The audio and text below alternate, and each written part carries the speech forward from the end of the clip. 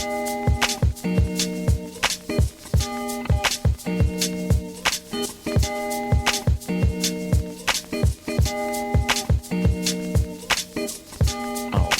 Yeah, so a lot of you might remember a Oh, hold little, on, a hold on a second. little, a Oh, little ditty back in 2007, where you had the epic collaboration between Quentin Tarantino and Robert Rodriguez with Grindhouse. This like throwback to the 70s exploitation films, and much like with another film that came out a year later with Tropic Thunder, we got a couple of fake trailers, films that would eventually become into real projects like Hobo with a Shotgun, and the other one with Thanksgiving, which the trailer was directed by Eli Roth, and he comes back to direct the feature length adaptation of that trailer. yes. So as we mentioned before, when we were having a conversation about, holiday movies, Mhm. each holiday somewhat has their own. A lot of holiday have their own unique movie that you associate with that holiday, especially Christmas time. Which is coming up pretty soon. We got all the Christmas movies. Halloween time, we got all the Halloween horror movies that you could watch during that. But Thanksgiving, you might be drawing a blank. Like what is your Mhm. Thanksgiving movie? The favorite Thanksgiving movie that you watch Yeah. around the time. Even Uh, setting up our poll for Thanksgiving movies, we were struggling. yeah.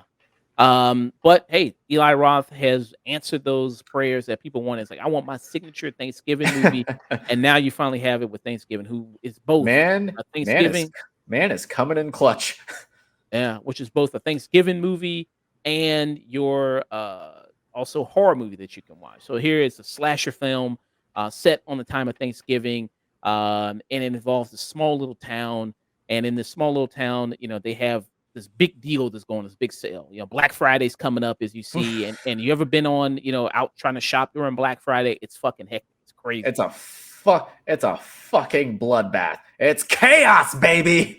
You got situations where people are fighting each other, grabbing all this, trying to get those TVs, trying to get Mhm. those special deals, those doorbuster deals here.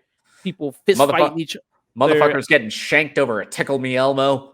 Yeah, I mean, look at that. I mean, just people, and people have Ugh. actually died. I mean, people have been trampled to death. You know what I Yeah, mean? which is leads into the inciting incident of this film, because the film opens up on Thanksgiving, where this was at the time where a lot of retail stores were saying, fuck our employees, let's open up our Black Friday sale on Thanksgiving, because Black Friday starts on Thursday now.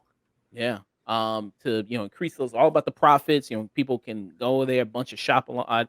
And so you see that, a bunch of people are trying to go to this Right Mart, which is basically just their Walmart. It's like a knockoff ass Walmart that you have in the movie. Even down to using the same font on all the price tags. Yeah, that's basically kind of what it is. And you have people waiting outside and it's people who are fighting each other over getting a waffle iron. They're trying to get a fucking whole waffle iron out of all fucking things. It's like it's not I even mean, yeah. have you had waffles? I get it. And you see, like, so there's a bunch of these people there, and this is like a Massachusetts town, like, so they're in like a small Yeah, town in it's like Massachusetts. this I think no, real life town of Plymouth, Massachusetts. Yeah, Plymouth, Massachusetts here, and you see everybody's got a strong, accent here. Yeah. Yeah, Very much. yeah, it's located in the greater Boston area, which kind of, explains a lot of the accents. Yeah. So you see, yeah, a bunch of people, like you mentioned, rush through the door for it, and they end up trampling over people, kill some people that are very close to some of the Mhm. characters that you see in this movie. And it's kind of some, in this cast, mostly, people you probably haven't seen before. You Mhm. do have some recognizable people. Recent Sexiest Man Alive, Patrick Dempsey is in this, who plays the sheriff in the Yeah. town.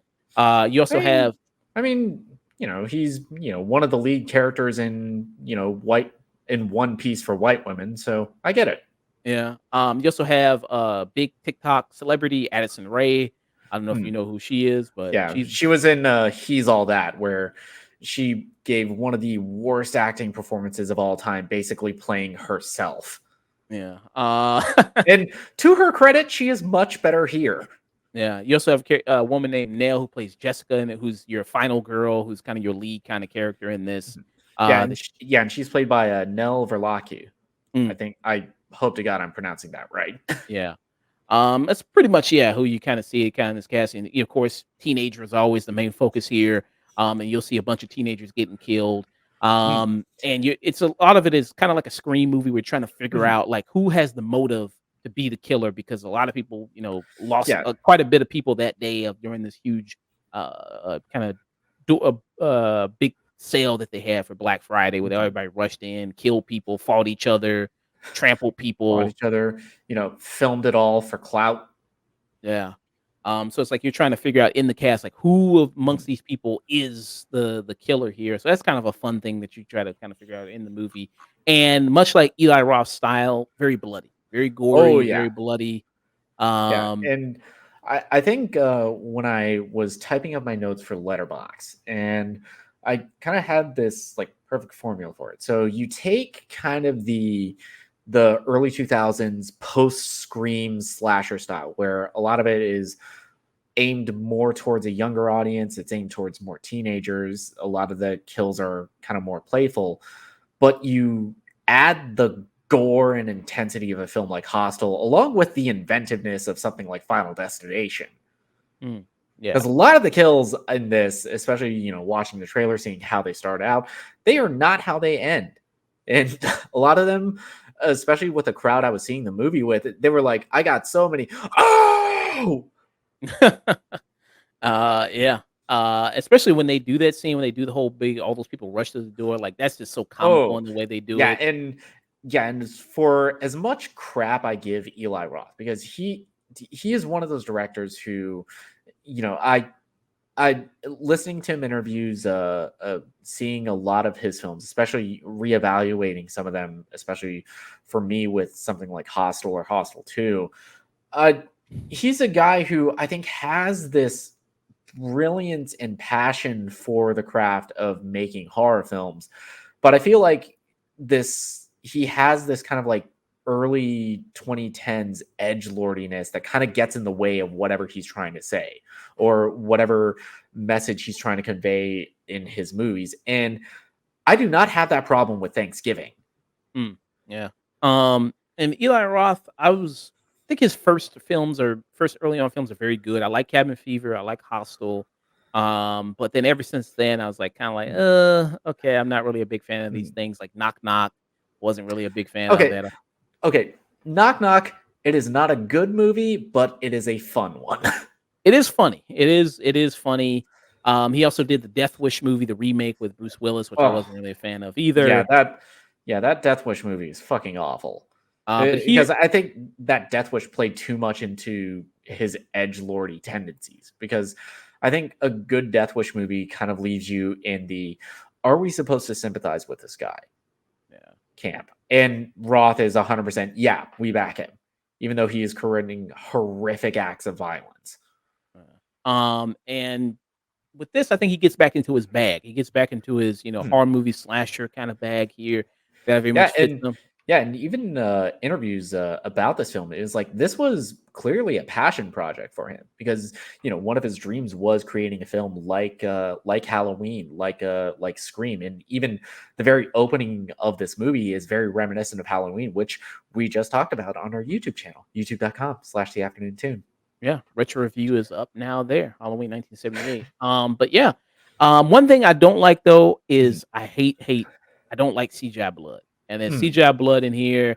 And when you, Really? uh, yeah, I I almost didn't notice any CGI blood because I think this movie, the special effects, I think they were done by the same company he's worked with on the Hostel films with K and B effects.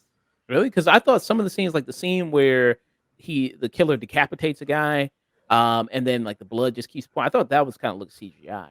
I don't Hmm. know. Was it practical or I, I with a guy like Eli Roth, I want to lean more into practical like because some? because for as much love he has for horror, I don't think he's a guy who would sell out for CG blood. Interesting, because there's especially some. because especially because for this is a throwback to slasher films of the 70s and 80s and even in some ways to the early 2000s. I don't imagine he'd be Oh, willing to go for that. interesting, because some of it kind of looked kind of fake, but interesting. I'll look more into I that. mean, part of it might be how the film is shot with the lighting because with the original the fake trailer, it is shot at that like grainy grindhouse look to it, and this is very much more shot like a contemporary Hollywood film. Mm, okay. Maybe that's could be. But, yeah, and with this killer, I mean, of course, you're gonna have your unlikable people in the movie that you see go out and kill people, which was kinda almost satisfying to see kinda some of these people A because Yeah, a yeah. little bit, especially with the first like proper kill of this slasher. Is like part of me was like, you know what, you kind of get what you deserve, but very much like with Hostel and Hostel 2, I think Eli Roth is kind of daring you to enjoy it. Mm, yeah. And there's It some good inventive kills in this. There's some good oh, stuff that they do. oh yeah, Uh, yeah, it's like as because you know me, I absolutely adored Terrifier 2, and I kind of put some of the kills in this along with that. oh, interesting. And there's a Terrifier 3 coming out next month too. Mhm. But Next yeah. year. Oh, next year. And so yeah, there's some good kills here that are pretty inventive. Mhm. I think it has a good element there of trying to figure out who this killer is. I think it has a good Mhm. opening sequence. The whole like they do the Yeah, whole that trample. I think that that was really good. yeah, that entire opening sequence, it is probably some of the best filmmaking Eli Roth has done in his entire career. And even he has said, if I never get to make another movie again, I am happy to go out on Thanksgiving. And I agree with him because that opening scene of the Black Friday riot, it is pitch perfect. It is like the tension building, the escalation, getting to know a lot of our key players as the movie goes on. It is brilliant stuff. Mm, yeah. What did you think about the cast? What did you think about the main kind of characters that we followed during The this? main cast of characters, I mean, you have some actors who are playing very much slasher types who you're pretty much just kind of waiting on to get killed, like Evan, who is like the stereotypical jock who is played by Tommaso Sinelli. You have Gabriel Davenport, who plays the black friend Scuba. The black friend. I I, guess. I want to have a better description, but I mean, there's is there really nothing. another black person in this movie? I think he's the only black person, ain't he?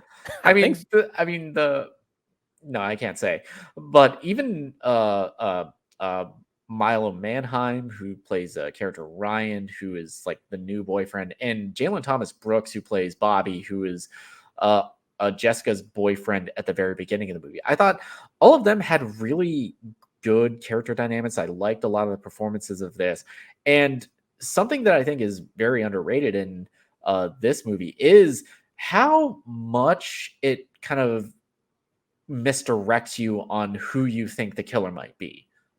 Mm, yeah. Were you able to guess who the killer was? I had an idea, but every single red herring kind of tripped me up. It was like, shit, it could be him. It could be him. It could be them. It could be there. Mm, yeah. I think that's very good when a movie does that. I had a lot of fun watching this. Mhm, I thought it was a good time. I think, like I said, the kills are very good. Even if I had some issues with the way they looked, I mhm, thought they were still very fun. Eli Roth, like I said, is back in his bag. Hey, thank you, Engine Place. Thank you for the raid, man. There, much appreciated. There, how you doing? But yeah, I very much like that. I think it gets in, gets out. What it does, which is always mhm, what you want from a horror movie here. The cast of characters, they're not that mhm, interesting. The main people mhm. follow, even the main girl Yeah, Jessica, she's not all that interesting, yeah, really. yeah. But It's like it's better performances than a slasher movie demands, but they're not all that compelling. yeah, when it comes to the look of the killer, I don't know. It's kind of the killer's got a pilgrim kind of look, and he's dressed like John Carver, who's the first governor of the town, or mayor of the town. They say. So it's I guess, kind of a creepy look, I guess, that you have for Mhm. the killer. I don't know how the fuck he sees out of the mask though, but the killer, but it's Yeah, because he's got it's no like eye. Look, you ever try to look out of those like cheap Halloween masks? You can't fucking see. yeah. So I mean, the I don't killer's know. doing. I don't know. It's like a lot of these like mystery movie slashers kind of cheat, especially we talk about with Ghostface and Scream. And I feel like, this John Carver mask has that same power. It's like you put it on and suddenly you're Daredevil. Yeah. So hey, shout out to the killer for being able to see through the mask. So I think it kinda has that there, good misdirection there of who the killer is, like you said, kinda, I think, throws out some red herrings there for you, so maybe you won't be able to guess it right away. But yeah, for me, I would give it, a strong tune in for me. I very much Hmm. had a lot of fun with this. I think it's the best movie Eli Roth has done in years. Oh I yeah, think. yeah. And this is easily the best movie Eli Roth has done in, I think, almost 15 years. Because as I really love Hostel Part 2, but even that movie is very flawed. And with Thanksgiving, this is him back in his bag. This is a film that he clearly has a lot of passion for and clearly is loves this genre. He made probably a very great contemporary slasher film, which kind of takes a lot of the lightheartedness of films like Scream, like I Know What You Did Last Summer, and combines it with his signature brutality and macabre nature as far as the gore goes. But it never feels cruel just for the sake of cruelty. It feels like it's all played with a sense of fun, which is the best part about this movie. Yeah. And you'll see a lot of kills that happen that's not even really intentional by the killer, just stuff that's just kinda like chain of events, like you said, like a kinda like a Final Destination type thing here, which is kinda funny. Like there's a parade that happens where a couple of kills is like, "Oh shit." It's That's like, oh fuck.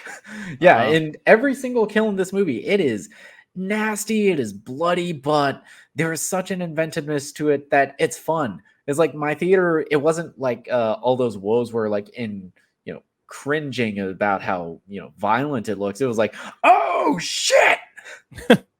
so what would you give it? I had so much fun with this movie. I can't give it anything but a very high tune in. I really dug the look of this film. I dug the kills. I really liked no, I fucking adored the first act of this movie because it is such a masterclass of tension building and you know something is going to go wrong, but you can't imagine how far it goes. Yeah. Because like, you just get this feeling, it's like, some fucked up shit's gonna happen. Like, I when they mean, bust. it opens on Black Friday, so you know some fuck shit's about to happen. Yeah, well, everybody just rushes that store, and then it's like, "Oh, yeah, just chaos is happening." It's like, Yeah, it's man, chaos, baby. It's like yeah, Nam after the US pulled out. yeah, all for a waffle iron. Let's do a fucking waffle iron, yeah. Eh, Uh, I yeah, but I mean, think the opening I scene mean, does a great job at setting the table. Yeah, mhm. yeah, No pun, pun intended. yeah, what they do there. So yeah, 2 strong tune-ins for Eli Ross, Thanksgiving. Yeah, I can see this is gonna be the new Thanksgiving movie. Yeah, yeah, this is probably going in my Thanksgiving movie rotation and might end up in my Halloween one. Yeah, very, very fun movie. All right.